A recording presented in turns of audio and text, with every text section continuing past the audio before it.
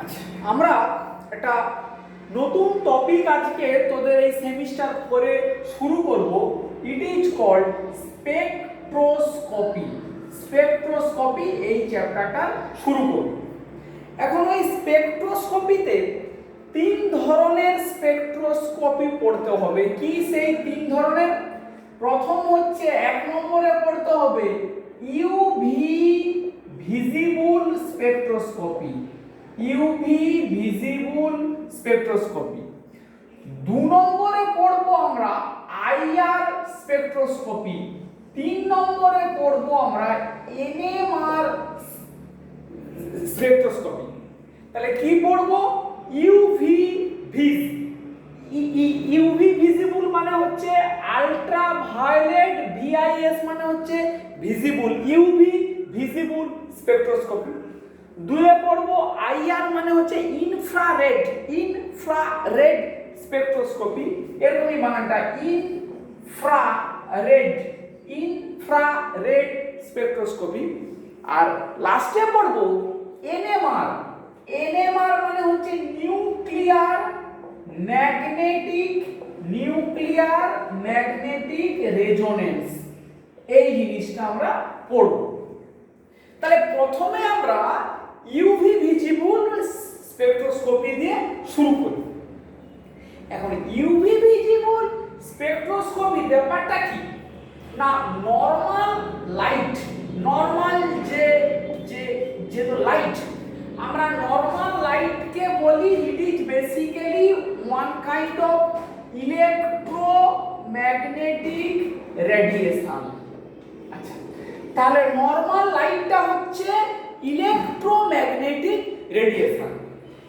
সেই রেডিয়েশন যখন কোনো মলিকুলের উপরে পড়লো, যখন মলিকুলের উপরে পড়ে তখন মলিকুলের ডিফারেন্ট ইলেকট্রন, আবারও বলছি, তাহলে নরমাল লাইট যে কিনা electromagnetic radiation, normal light basically it is one kind of electromagnetic radiation.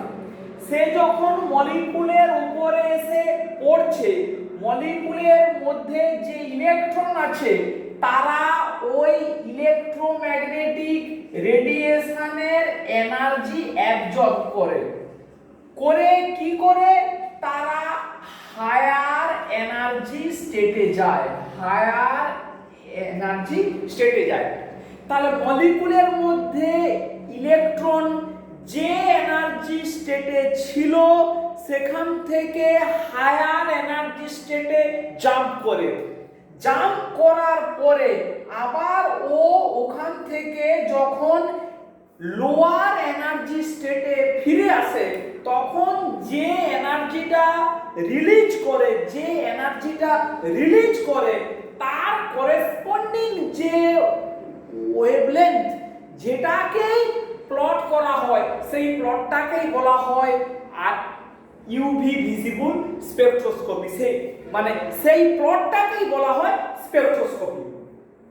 এখন বক্তব্য কি না, আমরা অলরেডি জানি যে ইলেকট্রোম্যাগনেটিক রেডিয়েশনের energy it is equal to H nu বা এইচ সি বাই ল্যামডা, যেখানে হোয়াট ইজ এইচ না, এটা হচ্ছে প্ল্যাঙ্ক কনস্ট্যান্ট, সি হচ্ছে velocity of light, velocity of light, আর ল্যামডা হচ্ছে ওয়েভলেন্থ। এটা আমরা জানি। এখন প্রশ্ন হচ্ছে যে যখন এই এনার্জিটা কোনো ইলেকট্রন অ্যাবজর্ব করলো তাহলে ও ওই এনার্জির ইকুইভ্যালেন্ট এনার্জি স্টেট বা হায়ার এনার্জি স্টেটে উপরের দিকে উঠবে। উঠে আবার যখন রিলিজ করবে তখন ওইটার গ্যাপ মানে লোয়ার থেকে হায়ার এনার্জির মধ্যে যতটা এনার্জি ডিফারেন্স সেই পরিমাণে এনার্জি ও এমিট করবে বা রিলিজ করবে। সেটাকেই আমরা বিভিন্নভাবে প্লটে দেখাবো, ওটাকেই বলা হয় ইউভি ভিজিবল স্পেকট্রোস্কোপি। প্রথমেই এই ইউভি ভিজিবল স্পেকট্রোস্কোপি কেন বলা হচ্ছে তার কারণ এই ইলেকট্রোম্যাগনেটিক রেডিয়েশন এর তরঙ্গ দৈর্ঘ্য বা ওয়েভলেন্থ হিসাবে যদি একটু বিভিন্ন টাইপের স্পেকট্রোস্কোপিকে একটু ভাগ করে নিই, মানে ইনক্রিজিং অর্ডার অফ ওয়েভলেন্থ হিসাবে বিভিন্ন টাইপের স্পেকট্রোস্কোপিকে যদি আমরা একটু ক্লাসিফাই করে নিই, এই ছোট্ট নলেজটা থাকা খুবই জরুরি। কমপ্লিট স্পেকট্রাম মানে একদম লোয়ার ল্যামডা থেকে একদম হায়ার ল্যামডা, মানে ইলেকট্রোম্যাগনেটিক রেডিয়েশনের যে রেঞ্জটা হয় সেখানে লোয়ার থেকে হায়ার ল্যামডা পর্যন্ত যে স্কেলটা আছে, ডিফারেন্ট স্কেলের ওয়েভলেন্থকে ডিফারেন্ট নামে ডাকা হয়। যেমন যদি আমরা বলি যে 200 ন্যানোমিটারের নিচে, 200 ন্যানোমিটারের নিচে আছে যেটা, সেটাই হচ্ছে বেসিক্যালি এক্স রে রেডিয়েশন। 200 ন্যানোমিটারের নিচে যে আছে সে হচ্ছে এক্স রে। 200 থেকে 400 হচ্ছে ইউভি আল্ট্রাভায়োলেট। 400 থেকে 700 ন্যানোমিটার হচ্ছে গিয়ে ভিজিবল। 400 থেকে 700 হচ্ছে ভিজিবল। তারপরে রেঞ্জ আমরা আর দিচ্ছি না। ভিজিবলের পরে হচ্ছে আইআর, আইআর এর পরে হচ্ছে মাইক্রোওয়েভ, আইআর এর পরে হচ্ছে মাইক্রোওয়েভ, তারপরে হচ্ছে টিভি বা রেডিও, আর একদম লাস্টে হচ্ছে এনএমআর। তাহলে কি দাঁড়ালো? ইলেকট্রোম্যাগনেটিক রেডিয়েশনের টোটাল স্পেকট্রামটাকে যদি আমরা ইনক্রিজিং অর্ডার অফ ওয়েভলেন্থের আমরা ক্লাসিফাই করি, সবথেকে লোয়ার ওয়েভলেন্থ ওয়ালা যে রেডিয়েশন সেটা হচ্ছে এক্স রে। 200 থেকে 400 হচ্ছে আল্ট্রাভায়োলেট। 400 থেকে 700 একটা ছোট্ট স্প্যান, এই স্কেলে এই স্প্যানটা অত্যন্ত ছোট, এইটুকুর মধ্যেই আমরা দেখতে পাই। 400 থেকে যে 700 ভিজিবল যে কালার আমরা দেখতে পাই, ভিজিওর কালার, সমস্ত কালারের ওয়েভলেন্থ এই 400 থেকে 700 ন্যানোমিটারের মধ্যে পড়ছে। মানে টোটাল ইলেকট্রোম্যাগনেটিক রেডিয়েশন যদি 10 বা 20 ন্যানোমিটার থেকে শুরু করে 4000 বা 5000 ন্যানোমিটার পর্যন্ত হয়, ভিজিবলের যে স্পেকট্রামটা সেটা ওই 400 থেকে 700 এর মধ্যে, এইটুকুর মধ্যে।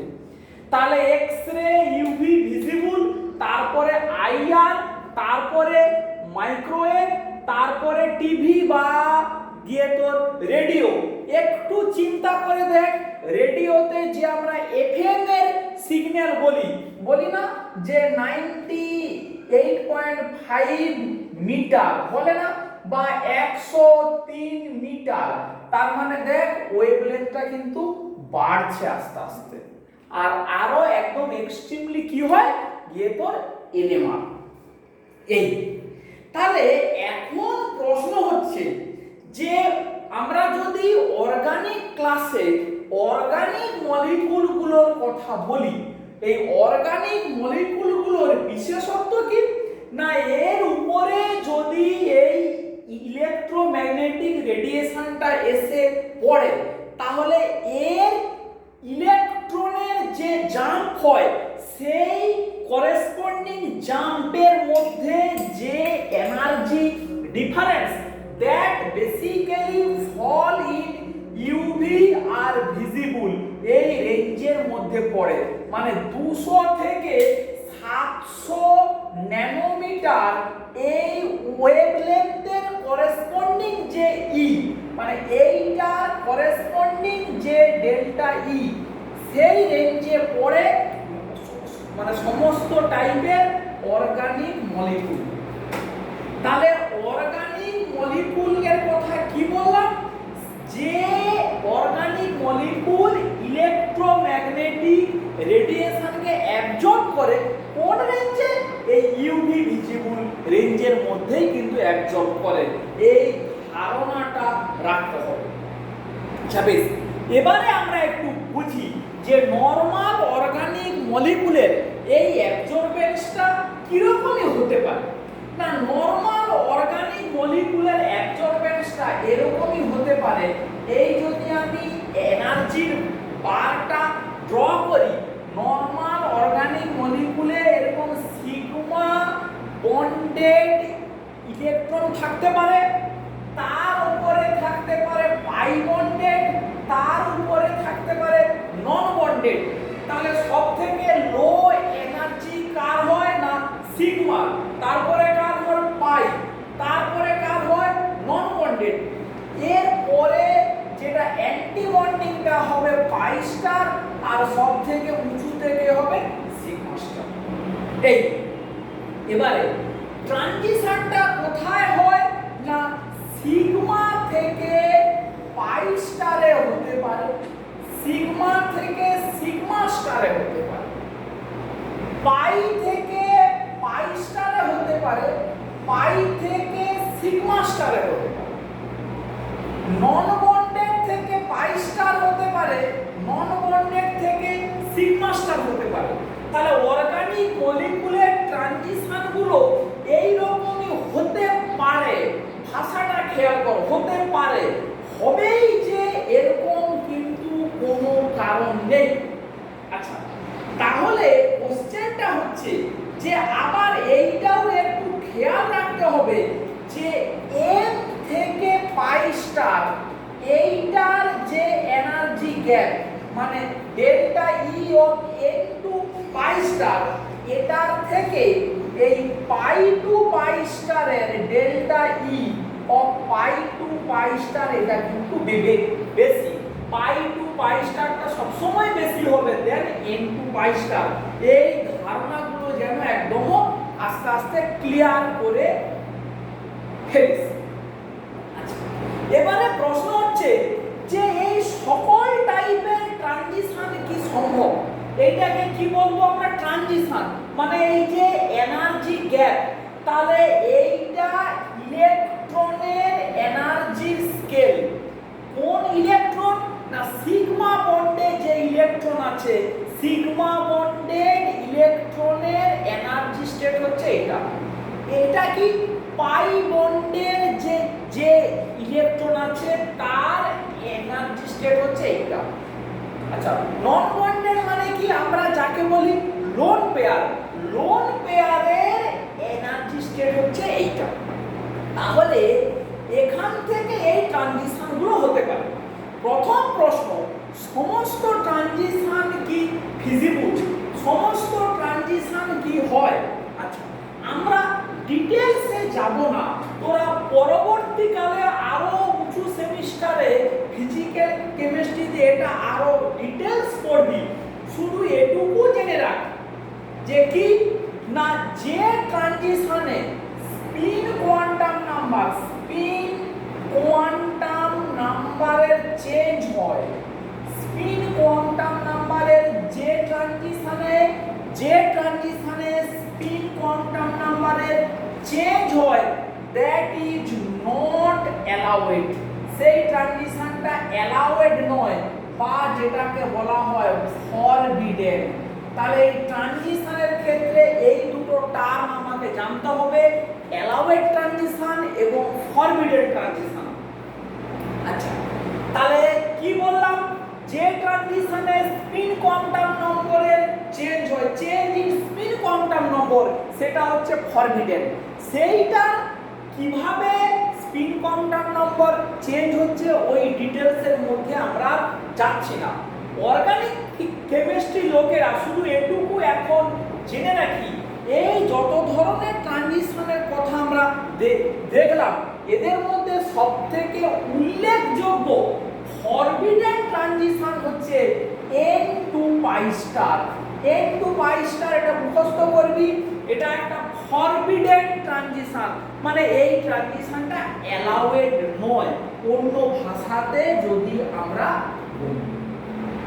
বেশ, এরপরে যে জিনিসটা আমাদের একটু ক্লিয়ার করতে হবে প্রথমে যে এটাও আপাতত একটু মুখস্থ কর, পরবর্তীকালে ক্লিয়ার হবে যে আমরা এই যে বললাম ধর একটা ট্রানজিশন এই ইলেকট্রনিক স্টেট থেকে এখানটাতে হবে, মানে এখানে মনে কর সিগমা, এটা মনে কর সিগমা স্টার, তাহলে এখান থেকে এই ট্রানজিশনটা হবে। এইটা কিসের স্কেল না ইয়ের স্কেল। এখন বেসিক্যালি যখন স্পেকট্রাটা দেখতে পাওয়া যায় তখন আমরা এক্সপেক্ট করতে পারি it should B A line spectrum, মানে একটা লাইন পাওয়া যাওয়া উচিত, কিন্তু লাইন স্পেকট্রাম হয় না, it is become a band spectrum.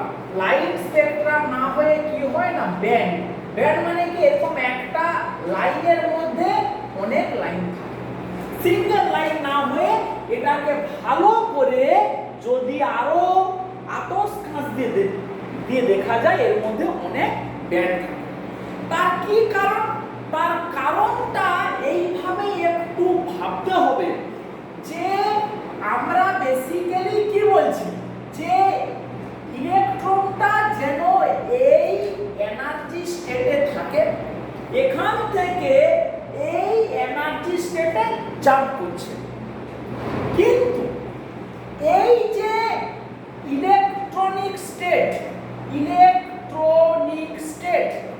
এই ইলেকট্রনিক স্টেটের মধ্যে অনেকগুলো কি থাকে রোটেশনাল এন্ড ভাইব্রেশনাল স্টেট থাকে। তাহলে কি বলছি each electronic state is consist of severe rotational and vibrational electronic state. এই কথাটা খুব ইম্পর্টেন্ট। তার মানে এইটার মধ্যে বেসিক্যালি এরকমই অনেকগুলো ভাইব্রেশনাল স্টেট আছে, আবার ভাইব্রেশনালের মধ্যে অনেকগুলো রোটেশনাল স্টেট আছে। মনে করে এটা V1 V2 V3 V4 V5। আবার এটার মধ্যে কি আছে প্রচুর vibrational state V1 prime V2 prime V3 prime V4 prime V5 prime. তাহলে এই ইলেকট্রনটা এখানে আছে মানে ও এখানেও থাকতে পারে, এখানেও থাকতে পারে, এখানেও থাকতে পারে, এখানেও থাকতে পারে, এখানেও থাকতে পারে। ফলে এখান থেকে এই ট্রানজিশনটা মানে হচ্ছে এখান থেকে এখানে হতে পারে, এখান থেকে এখানে হতে পারে, এখান থেকে এখানে হতে পারে, এখান থেকে এই, এখান থেকে এই, বা এখান থেকে এই, মানে অল পসিবিলিটিজ।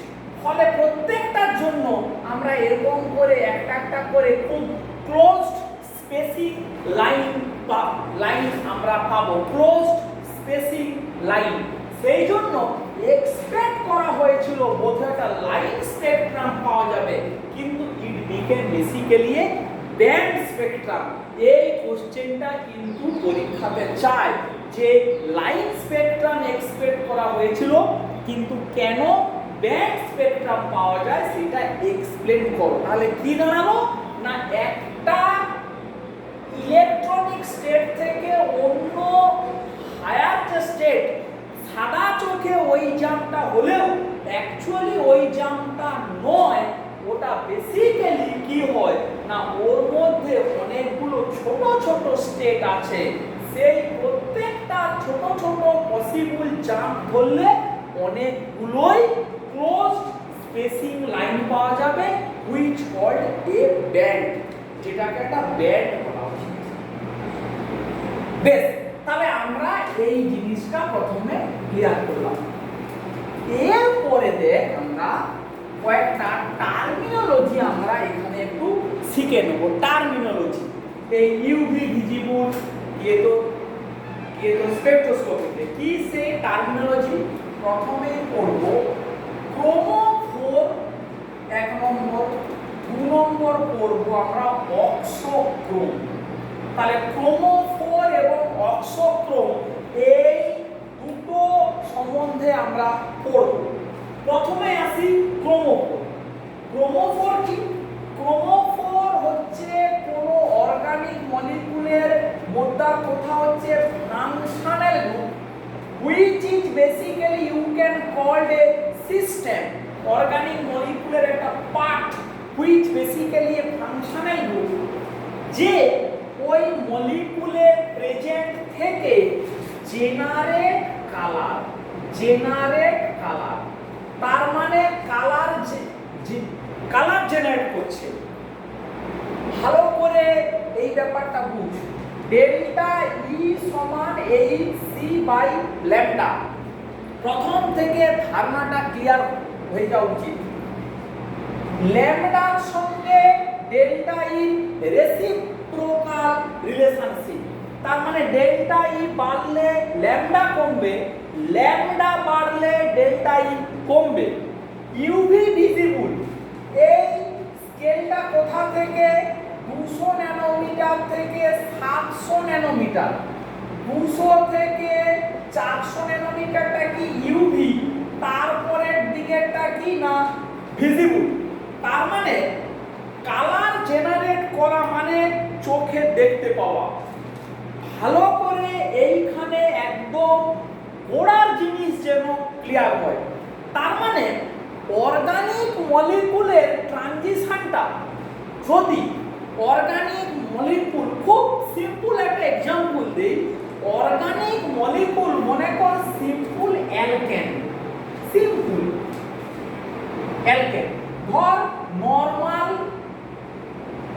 নরমাল এটা পেন্টেন C5H12 বা C6H14, কোনো কালার নেই। তার কি কারণ? না এই মলিকুলে কি আছে, কয়েকটা কার্বন সিঙ্গেল বন্ড আছে, আর কি আছে CH বন্ড। এই তো এই মলিকুলের স্ট্রাকচার। তাহলে এখানে আমি বলতে পারি বেসিক্যালি কি আছে, সিগমা বন্ড আছে। তাহলে সিগমা থেকে ট্রানজিশনটা কোথায় হবে, সিগমা স্টার, আর কোনো অপশন নেই। এখন আমরা যে স্কেলটা ড্র করেছিলাম, সিগমা সবথেকে স্টেবল, সিগমা স্টার সবথেকে আনস্টেবল, তার উপরে আছে পাই, তার উপরে আছে নন বন্ডিং, এখানে পাই স্টার, এখানে সিগমা স্টার। তাহলে এই স্কেলে সিগমা টু সিগমা স্টার সবথেকে এনার্জিটা বেশি। তাহলে যদি সিগমা টু সিগমা স্টারের এনার্জিটা সবথেকে বেশি হয়, তাহলে এর করেসপন্ডিং যে ল্যামডা, যে তরঙ্গদৈর্ঘ্য, সেটা হবে সবথেকে কম, বা যে মানে কম মানে সে সবসময় ভিজিবুলের দিকে থাকবে, থাকবে। আমরা পরে ডাটা দিয়ে দেখাবো নরমাল অ্যালকেনে ল্যামডা ম্যাক্স, মানে যে ল্যামডাতে অ্যাবজর্ব হয় সেটা ওই 150 ন্যানোমিটার এই রেঞ্জে থাকে, মোটামুটি এরকম একটা রেঞ্জে থাকে। এবারে দেখ, যদি মলিকুলের কালার ডেভেলপ করতে হয়, কোনো অর্গানিক মলিকুল যদি কালার হতে হয়, তাহলে তার অ্যাবজর্পশনটা এই রেঞ্জে হতে হবে, মানে তার ল্যামডা ম্যাক্সকে বাড়তে হবে, তার ল্যামডাকে বাড়তে হবে। ল্যামডা বাড়া মানে ডেল্টা ই কে কম হতে হবে, ডেল্টা ই কে কম হতে হবে। ডেল্টা ই কম হওয়া মানে এই হয় পাই টু পাই স্টার বা এন টু পাই স্টার, এই ট্রানজিশনগুলো হতে হবে। তাহলে কোনো অর্গানিক মলিকুলে এই ধরনের ফাংশনাল গ্রুপ যদি থাকে, মনে কর নাইট্রো, যারা কিনা খুব ভালো করে রেজোনেন্সে অংশগ্রহণ করতে পারে, যত মলিকুলের মধ্যে বেশি করে রেজোনেন্স হবে তত তার এই ট্রানজিশনের এনার্জি গ্যাপ তার তত কমবে। মানে আমরা অন্যভাবে বলতে পারি, যত রেজোনেন্স বাড়বে তত হোমো আর লুমোর মধ্যে এনার্জি গ্যাপ কমবে। হোমো লুমোর মধ্যে এনার্জি গ্যাপ কমা মানে তার ল্যামডা বাড়বে, ল্যামডা বাড়া মানে সে ভিজিবলের দিকে যাবে। তাহলে ক্রোমোফোরের ডেফিনেশন কি হলো না, ক্রোমোফোর বেসিক্যালি একটা সিস্টেম যে কোনো অর্গানিক মলিকুলের part which is responsible to generate color of that organic molecule।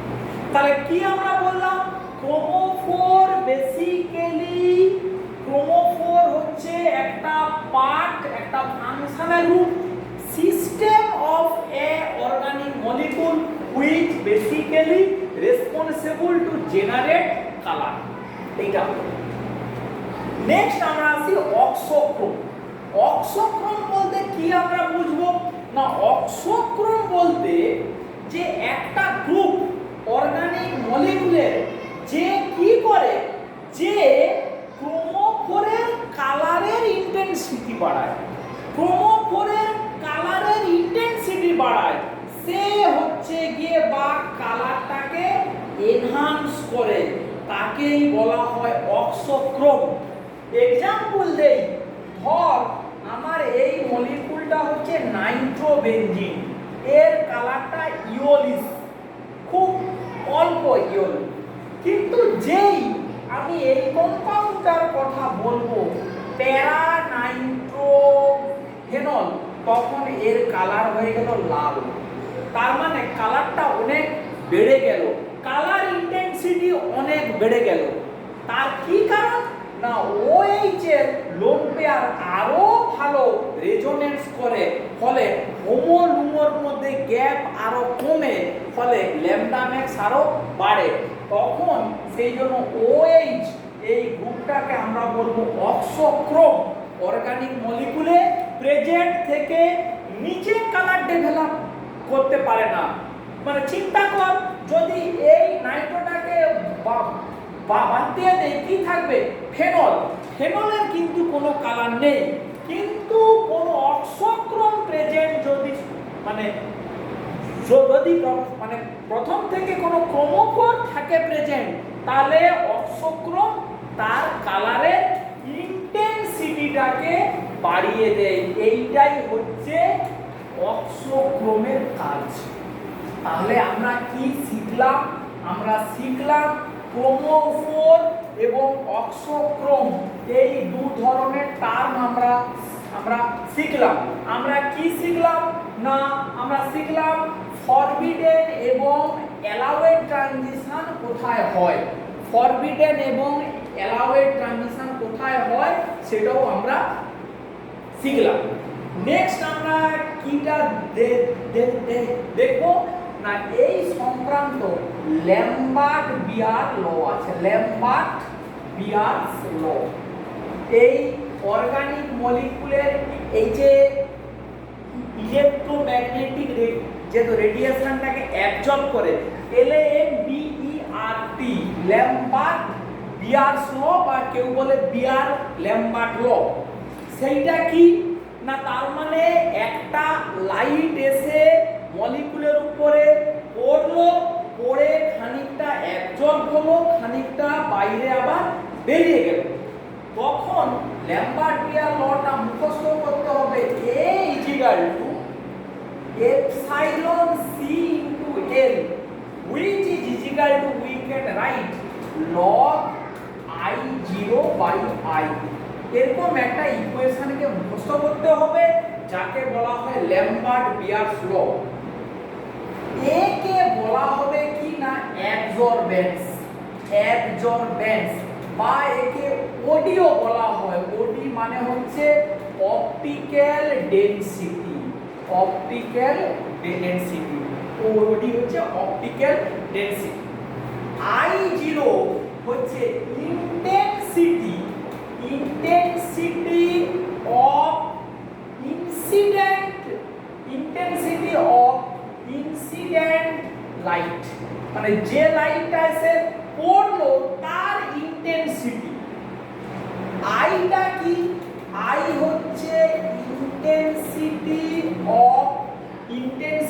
Of light leaving the, intensity of light that leaving the sample, leaving the sample মানে একটা স্যাম্পেল, এরকম একটা টিউবের মধ্যে স্যাম্পেল আছে ভরা, এই লাইটটা এলো, এটা আবার বেরিয়ে গেল, যে লাইটটা এসে পড়লো তার ইন্টেন্সিটি যদি হয় I0, যেটা এখান থেকে বেরিয়ে গেল তার হচ্ছে I।